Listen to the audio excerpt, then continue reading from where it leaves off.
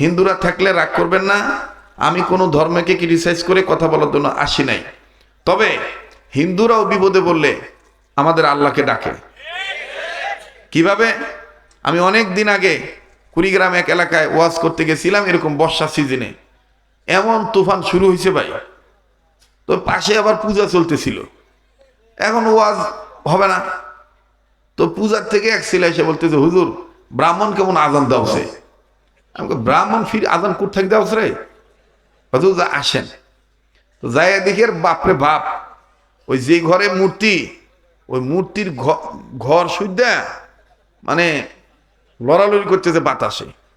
এখন এই ব্রাহ্মণ দিশা পিসা না হয়ে বলতেছে, হে বাহে, তোমার ভিতর কাহ মুসলমান নাই, আজান দাও কেন? যখন বলতেছে আজান দাও কেন, আজান দিতে ব্রাহ্মণ কেমন বলতেছে, এখন কেউ কোনো কথা কয় না, আজানও দেয় না। ব্রাহ্মণ দিশা পিসা না পাইয়া ব্রাহ্মণই নেংটি পড়িয়া ওই মারি দিস, ওই মারছে। আল্লাহু আকবার, আল্লাহু আকবার, আল্লাহু আকবার, আল্লাহু আকবার, আশহাদু আল্লা ইলাহা ইল্লাল্লাহ। এভাবে আজান দিতেছে। যখন আজান দিতেছে, এখন হিন্দুগুলোও চাই আছে। আমার ভাইরা, আমার বন্ধুগণ, আমার বাবাদিরা, হিন্দুরাও জানে, তারাও মৃত্যুর সময় অনেকে অনেক সময় কানে কানে কি কয় ওটা আমি জানি, ওটা প্রকাশ করা যাবে না, প্রকাশ করলে ওমার ভাত থাকিবে না। কথা কয় বলেন বলেন, বলিয়া মুই ঝগড়া নাগাই নাকি? মুই ঝগড়া নাগাই না ভাই, বলে আমি জানি। আল্লাহু আকবার, আল্লাহু আকবার, এক কথাই সর্বশ্রেষ্ঠ কথা।